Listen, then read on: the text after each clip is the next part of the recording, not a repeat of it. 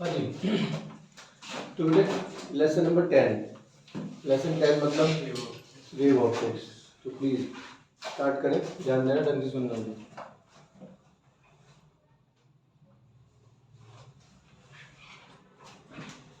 बेटा पूरा का पूरा जो वेव ऑप्टिक्स है, इनमें कौन कौन से कॉन्सेप्ट यूज हो रहे हैं, अगर ये हम लोग फोकस करें तो बेटा वेव ऑप्टिक्स में हमारी जो बात स्टार्ट होती है वो होती है सबसे पहले वेव की बेसिक, मतलब जो लाइट है, लाइट के बेसिक नेचर पर कि वो वेव में क्या, क्यों और कैसे अपने आप को रिप्रेजेंट करेगी, यूज़ करेगी और इफेक्ट पर अपना शो करेगी, अपना इफेक्ट, अपना रिलेशन।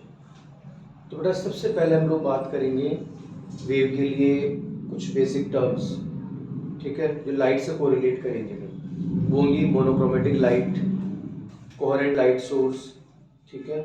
फिर कोहेरेंट लाइट सोर्स ऑब्टेन कैसे करेंगे हम लोग, इस पर हम लोग बेटा फोकस करेंगे। कोहेरेंट लाइट सोर्स हम लोग कैसे बना सकते हैं। फिर इसके बाद में हम लोग इसी में कुछ बात करेंगे वेव फ्रंट पर, वेव फ्रंट, ठीक है। तो चलिए शुरू कर देते हैं।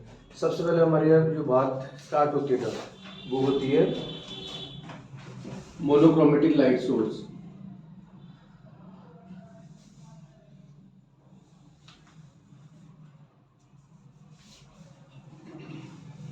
Yes please. लाइट सोर्स मतलब बहुत सारे होते हैं। सन हमारे लिए बहुत बड़ा लाइट सोर्स है, और भी बहुत से एस्ट्रोनॉमिकल बॉडीज हैं जो कि अपने आप में लाइट सोर्स है। आर्टिफिशियल लाइट सोर्स भी बहुत सारे हमारे पास, कोई बल्ब है, कोई एलईडी है, कोई ट्यूबलाइट है, बहुत सारे, ढेर सारे। तो इनमें से हम किन्हें मोनोक्रोमेटिक कह सकते हैं और किन्हें नहीं कह सकते, इस पर बात करेंगे। तो मोनोक्रोमेटिक का मतलब क्या था, विथ अ स्पेसिफाइड और well defined wavelength, a source with a specified wavelength of emitted light और ejected light। कोई भी लाइट वेव हो ना, कोई भी लाइट सोर्स हो, अब इस लाइट सोर्स में ढेर सारी लाइट वेव्स एमिट हो सकती है ना बच्चों, कोई परेशानी नहीं था। और कंटिन्यूस लाइट एमिट करेगा कोई भी सोर्स, हमारे रूम में जो ट्यूबलाइट है, एलईडी है, कोई बल्ब है, तो रेगुलरली लाइट वेव्स एमिट कर रहा है, रेगुलर नॉन स्टॉप।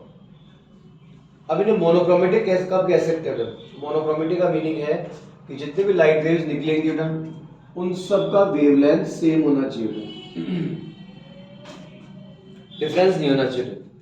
तो जितने भी लाइट वेव्स एमिट हो रही हैं उन सब का वेवलेंथ अगर कंप्लीटली सेम हो, तो बच्चों इन लाइट वेव्स को आप बोलेंगे मोनोक्रोमेटिक लाइट वेव्स, और सोर्स को क्या बोलेंगे, monochromatic light source.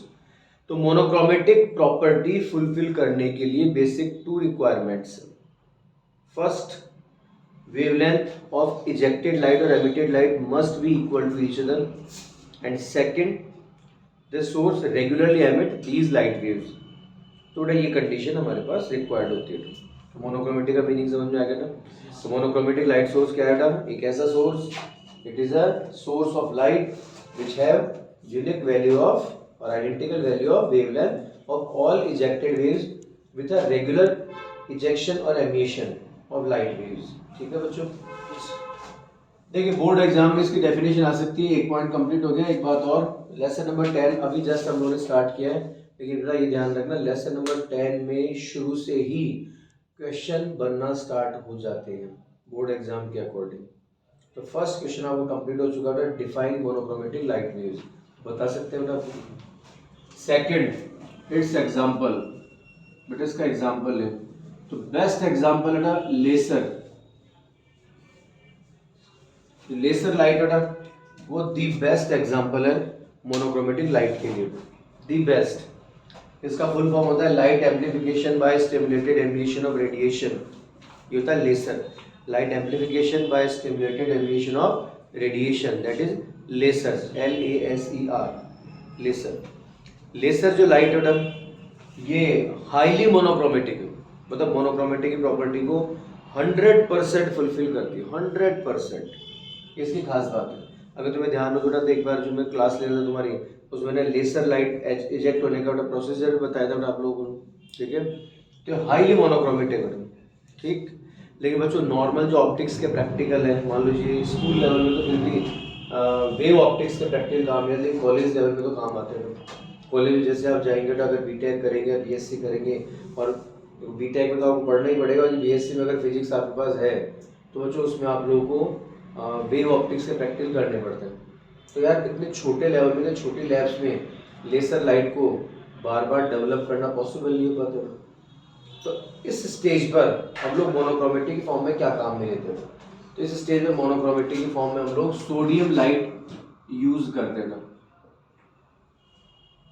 Sodium lamp, sodium bulb जिसे कहते हैं उनको यूज करते हैं। जो सोडियम लाइट निकलेगी उसको हम एज ए मोनोक्रोमेटिक ट्रीट कर सकते हैं, एज ए मोनोक्रोमेटिक हम इसे अप्रोक्स मोनोक्रोमेटिक सिचुएशन में ले सकते हैं।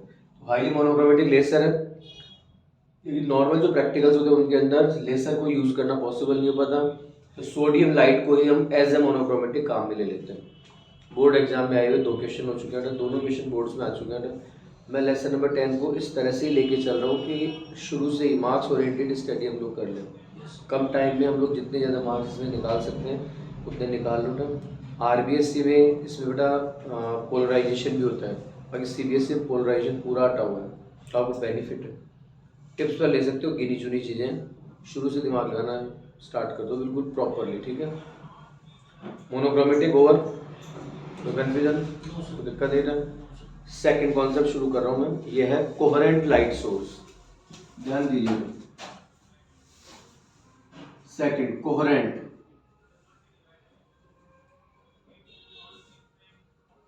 Coherent light source. बच्चों किसे कहते हैं कोहेरेंट लाइट सोर्स? कोहेरेंट किसे कहेंगे, किसे नहीं कहेंगे, क्या शर्त है इसकी, क्या रिक्वायरमेंट है, प्लीज नोटिस करना, क्योंकि इसका रीजन है। ये टर्मिनोलॉजी है ना, ये कोई टॉपिक नहीं है बच्चों, ये क्या है, टर्मिनोलॉजी है और ये टर्म्स है जो कि काम आती है। आप जैसे मान लीजिए इसकी जस्ट आगे आप लोग जब वेव फ्रंट की बात करेंगे या फिर इंटरफेरेंस की बात करेंगे, YDSC की बात करेंगे, यंग डबल स्लिट, फिर डिफ्रैक्शन की बात करेंगे। आपको ध्यान हो तो बेटा कल जो आपने टेस्ट पेपर नंबर 3 लिया है फुल कोर्स का, उसमें आपने एक क्वेश्चन पढ़ा होगा, light waves enter in geometrical shadow part of object, what is the physical phenomena? आप बोलोगे डिफ्रैक्शन। किसी बॉडी के ज्योमेट्रिकल शैडो पार्ट में, जैसे हम लोग बेटा लाइट के रास्ते में खड़े हैं तो हमारी बॉडी का शैडो पार्ट बन रहा है, लेकिन अगर लाइट वेव इस शैडो पार्ट में एंटर हो जाए तो इस फिनोमेना को अपन बोलते हैं डिफ्रैक्शन। तो डिफ्रैक्शन में टर्म्स काम आती है, इंटरफेरेंस में भी काम आती है, YDSC में काम आती है। एक बार समझ लो, बार बार की दिक्कत नहीं आएगी। तो कोहेरेंट किसे कहते हैं, आइए सुनिए बेटा। हम लोगों ने 2 लाइट सोर्स यूज कर लिए, S1 S2, ये 2 लाइट सोर्स मैंने ले लिए था, तो दिक्कत वाली बात है ना। S1 जो सोर्स है इससे भी लाइट वेव्स एमिट होंगी और S2 जो सोर्स है इससे भी लाइट वेव्स एमिट होंगी बच्चों, दोनों से लाइट वेव्स एमिट हो रही है और लाइट वेव्स आपस में सुपरपोज भी हो रही है, आपस में मीट भी कर रही है, मिल रही है। दिमाग लगाना, ढंग से सुनना। S1 और S2 दोनों से लाइट वेव्स एमिट हो रही है, S1 से भी और S2 से भी लाइट वेव्स एमिट हो रही है और आपस में सुपरपोज भी हो रही है। देख रहे हैं, लाइट वेव्स आपस में मिल रही है। तो जिस भी पॉइंट पर लाइट वेव्स आपस में मिलेंगी, जिस भी लोकेशन पर, जिस भी पोजीशन पर लाइट वेव्स आपस में मिलेंगी, तो उस पोजीशन पर उन वेव्स के बीच में फेज रिलेशन, फेज डिफरेंस कितना है। जिस भी पॉइंट पर लाइट वेव्स आपस में सुपरपोज हो रही है, उस लोकेशन पर उन वेव्स के बीच में फेज रिलेशन या फेज डिफरेंस कितना है, वो टेंशन नहीं है। इन 2 वेव्स जो कि आपस में इस पॉइंट पर सुपरपोज हो रही है, इन वेव्स के बीच में फेज रिलेशन है 90 डिग्री। ये 2 वेव्स आपस में मिल रही है, इनके बीच में फेज रिलेशन है 30 डिग्री। इन दोनों के बीच में फेज रिलेशन है 120 डिग्री। इनके बीच में फेज रिलेशन है 0 डिग्री। एक एग्जांपल दे रहा हूं। तो किसी भी लोकेशन पर 2 वेव्स जब सुपरपोज हो रही है, मिल रही है आपस में, उनके बीच में फेज रिलेशन कितना है, कोई टेंशन नहीं, कितना भी हो सकता है, लेकिन जो भी फेज रिलेशन है वो टाइम के साथ चेंज नहीं होना चाहिए। शर्त ये है, 2 वेव्स जो मिल रही हैं आपस में, उनके बीच में फेज रिलेशन कितना है, वो टेंशन नहीं है, कितना भी हो कोई दिक्कत नहीं। 2 वेव्स में फेज रिलेशन या फेज डिफरेंस 0 डिग्री है, 30 डिग्री है, 60 डिग्री है, 45 है, 90 है, 180 है, 120, कुछ भी हो, कोई इशू नहीं। लेकिन जिस भी लोकेशन पर वेव्स आपस में मिल रही है ना, उनकी वजह जो भी फेज रिलेशन बन रहा है बनने दो, कोई दिक्कत नहीं। लेकिन जो फेज रिलेशन है अब वो टाइम के साथ बदलना नहीं चाहिए।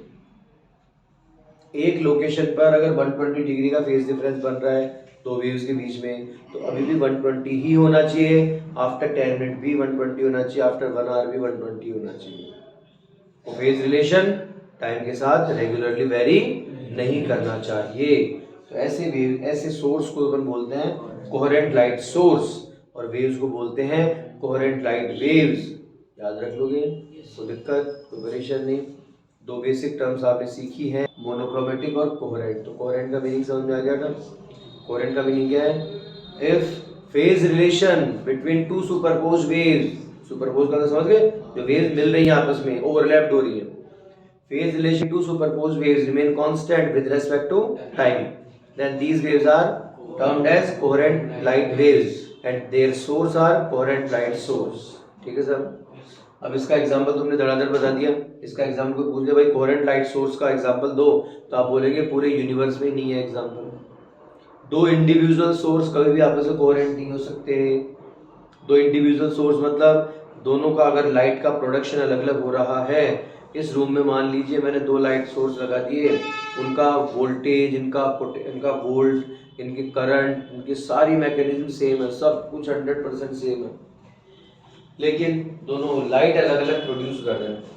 ठीक है, दो एलईडीज लगा दी हमने, उनमें सारी सिमिलरिटी रख दी, उनका पावर, उनका वोल्टेज, उनका करंट, उनकी लाइन सब सेम रख दिया था, एक साथ ग्लो किया, तो फिर भी वो आपस में कोहेरेंट नहीं हो सकते। पूरे यूनिवर्स में कोई भी दो इंडिविजुअल सोर्स कोहेरेंट नहीं हो सकता। तो बेटा एक ही सोर्स के दो पार्ट आपको डिवाइड करने पड़ते हैं, तब जाकर कोहेरेंट सोर्स मिलते हैं। बेटा एक ही लाइट सोर्स के हमें क्या करने पड़ते हैं? टू पार्ट्स डिवाइड करने पड़ते हैं।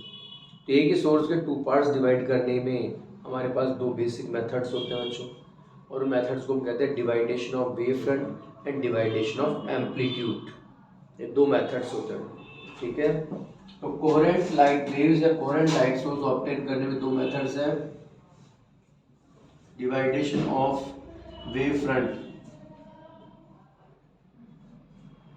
And second divideation of amplitude.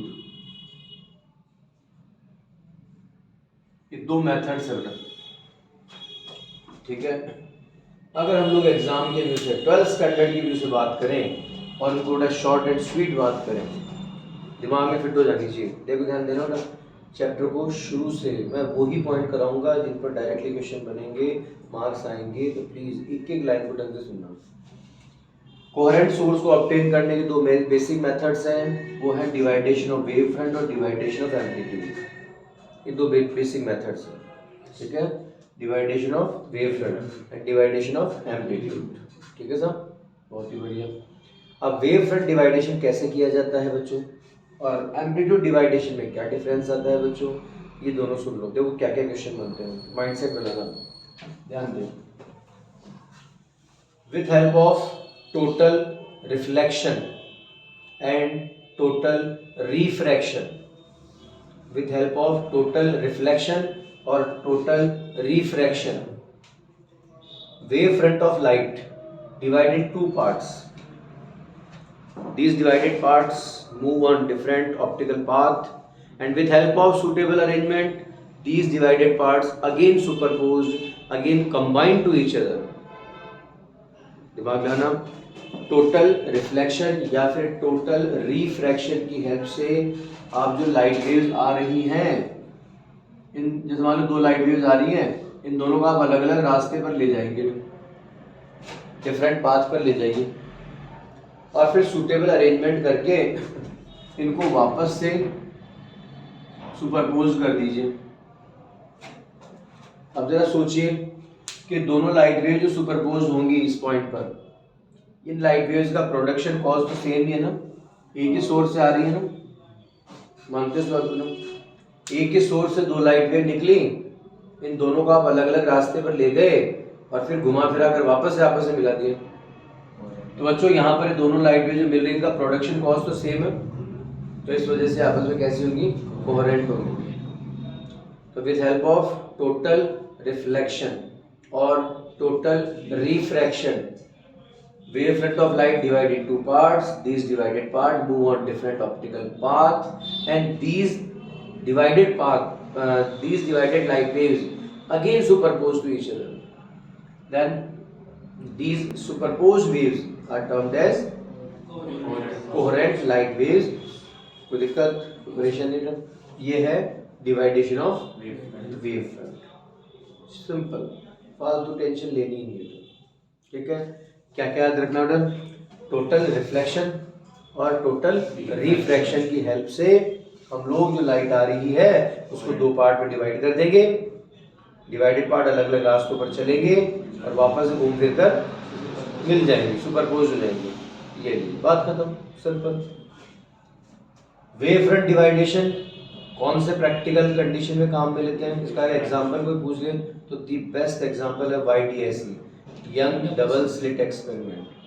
कोई पूछ ले वेव फ्रंट डिवाइडेशन कहाँ काम में लेते हैं, आप क्या बोलेंगे? यंग डबल स्लिट एक्सपेरिमेंट, जो कि आपके कोर्स का लगभग शॉर्ट टॉपिक है एग्जाम के लिए. लगभग श्योर है कि एग्जाम में आएगा, कंफर्म आएगा. ठीक है, तो बच्चों उसमें हम लोग डिवाइडेशन ऑफ वेव फ्रंट के काम में लेते हैं. ठीक, और क्या पूछा जा सकता है बेटा? ये सब आपको नोट्स में मिल जाएगा. ठीक है, और क्या पूछा जा सकता है ना कि जो वेव फ्रंट डिवाइडेशन है, वेव फ्रंट डिवाइडेशन, ये वेव फ्रंट डिवाइडेशन प्रोसेस जो आप देख रहे हैं ना, इसके लिए लाइट सोर्स हमेशा लिमिटिंग होना चाहिए, लाइट सोर्स हमेशा छोटा होना चाहिए. समझ गए? दूसरी बात, कोई भी डिस्टेंस है सोर्स के, एपरेटस के, स्क्रीन के, इनकी जो डिस्टेंस होती है वो लिमिटिंग डिस्टेंस ली जाती है. तो ना इसमें सोर्स हमेशा छोटा होता है, नैरो होता है, लिमिटिंग होता है, और डिस्टेंस भी कम ही ली जाती है, लिमिटिंग डिस्टेंस रखी जाती है. एक आता है डिवाइडेशन ऑफ एम्पलीट्यूड. ये एम्पलीट्यूड डिवाइडेशन का प्रैक्टिकल फिनोमिना आपके कोर्स में नहीं है, तो इसलिए आप टेंशन फ्री रहें.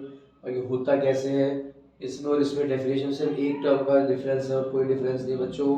यहाँ पर टोटल रिफ्लेक्शन या टोटल रिफ्रैक्शन की हेल्प से वेव्स को डिवाइड किया आपने और अलग अलग रास्तों पर लेके गए और फिर सूटेबल अरेंजमेंट से वापस मिला दिया. ठीक, जबकि यहाँ पर क्या होगा बेटा? डिवाइडेशन ऑफ एम्पलीट्यूड में क्या होगा? पार्शियल रिफ्लेक्शन और पार्शियल रिफ्रैक्शन, बस इतना से याद रखना.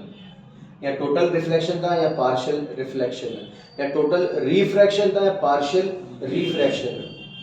तो पार्शियली रिफ्लेक्ट या फिर रिफ्रैक्ट करके हम लोग लाइट का एम्पलीट्यूड डिवाइड करते हैं और ये डिवाइडेड पार्ट्स अलग अलग रास्तों पर चलेंगे और फिर वही सूटेबल अरेंजमेंट की हेल्प से आपस में मिल जाएंगे. तो इस तरह से जो वेव्स आपस में मिलेंगी वो एक ही सोर्स से बनेंगी और इसलिए ये वाला मेथड है डिवाइडेशन ऑफ एम्पलीट्यूड. बच्चों इसके लिए बेस्ट एग्जांपल कौन सा था? YDSE, double slit experiment. और इसके अलावा एक और एग्जांपल अपन दे सकते हैं, वो होता है Fresnel's biprism. Fresnel's biprism, Young double slit experiment and Fresnel's biprism. जबकि यहाँ पर डिवाइडेशन ऑफ एम्पलीट्यूड का बेस्ट एग्जांपल कौन सा है? Michelson interferometer. Michelson interferometer, interference process से टर्म बना interferometer. Michelson interferometer, Young double slit experiment and Fresnel's biprism.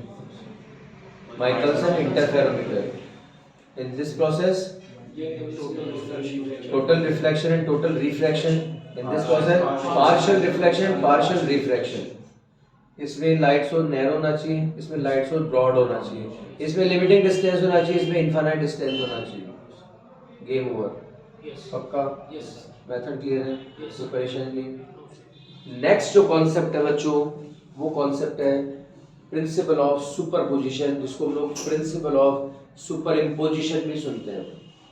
तो प्रिंसिपल ऑफ सुपरपोजिशन पर हम लोग बात कर रहे हैं, प्लीज ध्यान देना, ढंग से सुनना. हाँ बच्चों, आज हमारी बात शुरू होती है प्रिंसिपल ऑफ सुपरपोजिशन.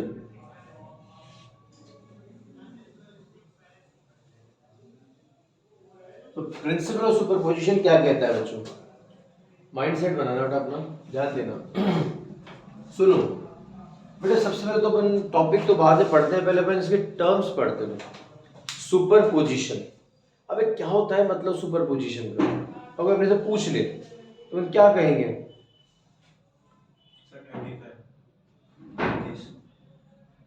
तो ना सुपरपोजिशन का मतलब क्या है, क्या कहेंगे अपन सुपरपोजिशन को? आइए देखते हैं. सुपरपोजिशन का मतलब होता है मिलना, ओवरलैप्ड होना. एक वेव यहाँ चल रही है, दूसरी वेव यहाँ चल रही है, चलने दो, एक यहाँ से जा रही है, यहाँ से जा रही है, जाने दो, क्या दिक्कत, कोई इफेक्ट तो बना ही नहीं है। लेकिन अगर यही दोनों वेव्स चलते चलते रास्ते में मिल जाएं, ओवरलैप्ड हो जाए, तो क्या होगा, इनके ओवरलैप्ड होने से कुछ रिजल्ट्स चेंज हो सकते हैं इनके, मे बी एम्पलीट्यूड चेंज हो जाए, इंक्रीज हो जाए, डिक्रीज हो जाए, मे बी कुछ इनका डायरेक्शन चेंज हो जाए, मे बी कुछ भी इफेक्ट हो सकता है। तो इफेक्ट होगा तो उसके लिए पहले ओवरलैप्ड होना जरूरी है। ये ही सुपरपोजिशन और कुछ नहीं है बच्चों, बहुत सिंपल टर्म है। मतलब दिमाग पर प्रेशर नहीं डालना कि एक नई टर्म पढ़नी, नहीं, ये चैप्टर ऐसा है इसमें थ्योरी है, और बच्चों सीरियसली कम से कम 80 to 85 90% थ्योरी है, ये है इस चैप्टर।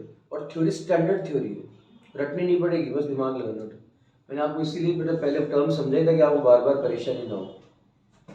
मोनोक्रोमेटिक मतलब ऐसा लाइट सोर्स जिससे जितने भी लाइट वेव निकले सबका वेवलेंथ सेम होना चाहिए और कंटिन्यूस इजेक्शन होना चाहिए, मोनोक्रोमेटिक, खत्म। और फालतू कोई थ्योरी याद करनी नहीं है। लैंग्वेज अपने आप बना सकते हो और खुद बनाना सीखो लैंग्वेज। टेक्निकल टर्म आपके दिमाग में होना चाहिए, लैंग्वेज इज़ारएम खुद यूज करते रहो।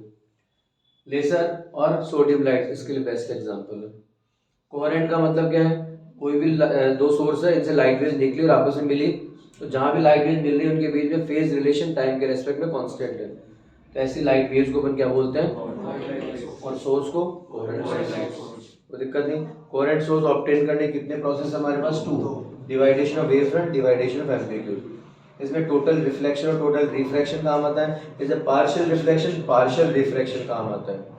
यहाँ पर दोनों वेव्स अलग अलग जाके फिर सुपरपोज होंगी, यहाँ भी अलग अलग जाके आपस में सुपरपोज होंगी। इसके लिए सोर्स लिमिटिंग होना चाहिए, छोटा होना चाहिए, इसके लिए सोर्स ब्रॉड होना चाहिए, इसके लिए डिस्टेंस लिमिटिंग होनी चाहिए, इसके लिए डिस्टेंस बड़ी होनी चाहिए। इसका example YDAC young double slit experiment और फ्रेस्नेल्स बाइप्रिल, और इसका best example Michelson interferometer. Okay साहब, कोई दिक्कत नहीं। अब आते हैं प्रिंसिपल ऑफ सुपरपोजिशन पर। सुपरपोजिशन मतलब मिलना, तो मिलने के लिए कम से कम कितनी वेव होनी चाहिए, 2, मैक्सिमम कोई लिमिट नहीं, कोई लिमिट ही नहीं है। तो बेटा सबसे बेस्ट डेफिनेशन की पहली लाइन यही है, 2 और मोर देन 2 वेव्स। बिल्कुल नहीं रटना है, दिमाग लगाओ बच्चों। प्रिंसिपल ऑफ सुपरपोजिशन के मिनिमम कितनी वेव होनी चाहिए, 2, मैक्सिमम कोई लिमिट नहीं बेटा, 3 4 5 10 20 30,000 2000 कोई भी हो, कोई दिक्कत नहीं। 2 और मोर देन 2 वेव्स प्रोपेगेट चलेंगी and then meet to each other, और मिलेंगी आपस में। 2 वेव चल रही है ना, वेव कितनी भी मैक्सिमम कितनी भी हो सकती है ना, जब मिलेंगी आपस में, तो जिन पॉइंट्स पर मिलेंगी ना उन पर जो भी रिजल्टेंट फिनोमेना बनेगा, उन पर जो भी रिजल्टेंट फिनोमेना बनेगा, उसका इंस्टेंटेनियस डिस्प्लेसमेंट जो होगा बेटे, वो इंडिविजुअल वेव्स के इंस्टेंटेनियस डिस्प्लेसमेंट के वेक्टर सम के इक्वल होगा बेटे। When 2 or more than 2 waves propagate and meet to each other, then instantaneous displacement of resultant wave is equal to the vector sum of instantaneous displacement of individual waves. जो अलग अलग waves आपस में मिलेंगी तो उनकी मिलने से जो रिजल्टेंट वेव बनेगी उसका इंस्टेंटेनियस डिस्प्लेसमेंट मिलने वाली वेव्स के इंस्टेंटेनियस डिस्प्लेसमेंट के वेक्टर सम के इक्वल है। अगर एक एग्जांपल ले लो बेटा, ध्यान से सुनना, अच्छे से समझना, ध्यान से सुनो। ये बेटा एक वेव है और उस वेव का एम्पलीट्यूड कितना है, 6 सेंटीमीटर, और बेटा एक सेकंड वेव है, इसका एम्पलीट्यूड कितना है, 5.8 सेंटीमीटर। ये एग्जांपल ले रहा हूँ, मैंने 2 वेव्स ली बेटा, वेव नंबर 1 वेव नंबर 2, किसी पोजीशन मैंने एक साथ बनाई वेव्स को, और ये वेव्स आपस में इस तरह से बनी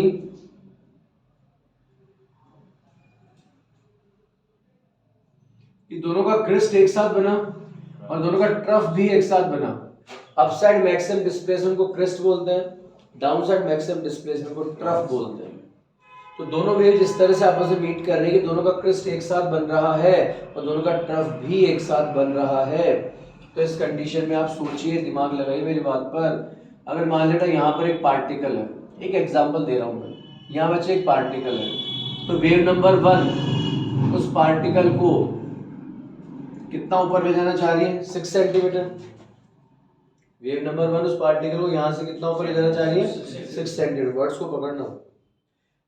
उसी टाइम पर उसी पार्टिकल को सेम टाइम मोमेंट और सेम पार्टिकल उसको सेकंड वेव कितना ऊपर ले जाना चाह रही है? 5.8। तो जरा सोचो, दोनों वेव्स की एनर्जी एक दूसरे को सपोर्ट करेगी या अपोज करेगी? सपोर्ट करेगा। जिस पार्टिकल को फर्स्ट में ऊपर ले जाना चाह रही है, सेकंड में उसको ऊपर ही ले जाना चाह रही है। इसका मतलब दोनों एक दूसरे को सपोर्ट कर रही है। सपोर्ट करते जो डिस्प्लेसमेंट होगा मैक्सिमम होगा मिनिमम होगा? Maximum. Then this is resultant wave. ये रिजल्टेंट वेव है। तो इस कंडीशन जो रिजल्टेंट डिस्प्लेसमेंट होगा कितना हो जाएगा? y1 + y2। दोनों के डिस्प्लेसमेंट के सम के इक्वल हो जाएगा। लेकिन बच्चों अगर ये दोनों वेव जैसे मिल रही है, फर्स्ट वेव और ये सेकंड वेव, मतलब एक का जहाँ क्रस्ट है और दूसरे का ट्रफ है, तो सोचिए अगर यहाँ पार्टिकल में लूं फिर से, तो इसको बेटा इस पार्टिकल को फर्स्ट वेव 6 सेंटीमीटर ऊपर ले जाना चाह रही है, तो इसी टाइम पर इसी पार्टिकल को same time moment same particle second wave उसको 5.8 नीचे लाना चाह रही है क्या? बताओ। तो दोनों वेव एक दूसरे की एनर्जी को सपोर्ट कर रही है अपोज कर रही है? अपोज कर रही है। तो इस कंडीशन में क्या होगा बेटा? इस कंडीशन जो रिजल्टेंट वेव है वो मिनिमम हो जाएगी। तो रिजल्टेंट वेव का डिस्प्लेसमेंट कितना रहेगा? 0.2 ही तो रहेगा। तो रिजल्टेंट वेव कितनी हो जाएगी? y1 - y2। जबकि यहाँ पर कितना है? y1 + y2। इसलिए हम लोग वेक्टर सम देते हैं है ना। तो वेक्टर सम का मतलब सिर्फ सम ही नहीं होता, सब्ट्रैक्शन भी हो सकता है, माइनस भी हो सकता है, पता है ना बेटा। यही है प्रिंसिपल सुपरपोजिशन और कुछ नहीं है। When two or more than two waves propagate, चले and then meet to each other, then instantaneous displacement of resultant wave. किसी भी रिजल्टेंट वेव का जो डिस्प्लेसमेंट होगा वो दोनों इंडिविजुअल वेव्स के जो दोनों इंडिविजुअल वेव्स हैं उनके जो इंस्टेंटेनियस डिस्प्लेसमेंट होगा उनके वेक्टर सम के इक्वल होगा। यस और no? May be add may be subtract. इसे बोलते हैं सेम फेज सुपरपोजिशन, इसे बोलते हैं अपोजिट फेज सुपरपोजिशन। ये सपोर्टिव है, ये अपोजिशन है। अगर इंटरफेरेंस में सेम फेज सुपरपोजिशन बनता है तो इसे कंस्ट्रक्टिव इंटरफेरेंस कह देंगे, ब्राइट फ्रिंज बनेगी यहाँ पे। अगर यहाँ पर ये इंटरफेरेंस में अपोजिट फेज बनता है तो इसे डिस्ट्रक्टिव इंटरफेरेंस कह देंगे, डार्क फ्रिंज बन जाएगी। समझ में आती बात? कोई दिक्कत, कोई परेशान तो नहीं? तो बच्चों यहाँ पर एक कंडीशन जो है, ये कंडीशन हमारे इस तरह से काम आएंगे, ठीक है।